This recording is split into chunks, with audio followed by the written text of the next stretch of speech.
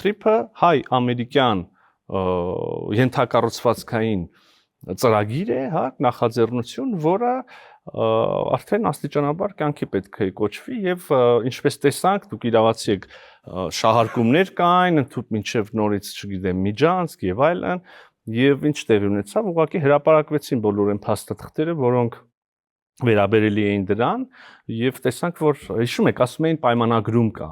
Միջանցքի մասին։ Պայմանագրի տեքստը հրապարակվեց, տեսանք, որ մանիպուլյացիա էր սովորական։ Հետո ասում էին պայմանագրում չի, լավ, բանում կա։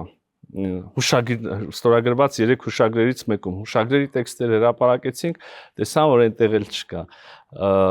Եվ ուզում եմ ասել, որ այս ուղղությամբ մեր աշխատանքները շատ ինտենսիվ շարունակվում են, ինչպես առաջ, այնպես էլ այսօր մենք շահագրգիռ ենք օր առաջ ունենալ ամբողջական ապաշրջափակում, օր առաջ գործարկել թրիփ ենթակառուցվածքներ, այդ թվում եւ գուցե այսպես գնահատում ենք, որ առաջինը երկաթուղին կարող է լինել կամ կլինի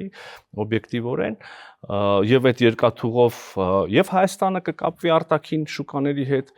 կարող է արտահանել, կարող է ներմուծել եւ նաեւ Ադրբեջանը կարող է Հայաստանի տարածքով անցնել եւ ընդհանրապես երրորդ երկրները, չգիտեմ, Պորտուգալիան եւ Կենտրոնական Ասիայի երկրները կարող են կապվել իրար հետ։ Մի փոքր առաջ անցնելով ուզում եմ ասել, որ մենք ամերիկյան կողմի հետ շատ ինտենսիվ աշխատում ենք հրճակված, ուրեմն սկզբունքներից անդին արդեն ավելի դետալիզացված պայմաններ, իրավունքներ, պարտականություններ հստակեցնելու։ Այսինքն այն հայ-ամերիկյան որ պետքա ստեղծվի, հիմա դրա վրա ենք աշխատում, դրա փաթեթի վրա ենք աշխատում։ Այո, եւ հուսամ առաջիկա օրերին, շաբաթներին արդեն կունենանք նաեւ առաջին հնարավոր փաստաթուղթը եւ հետագայում արդեն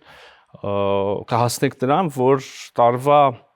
երևի երկրորդ կեսին գետնի վրա շինարարություն էլ կունենանք։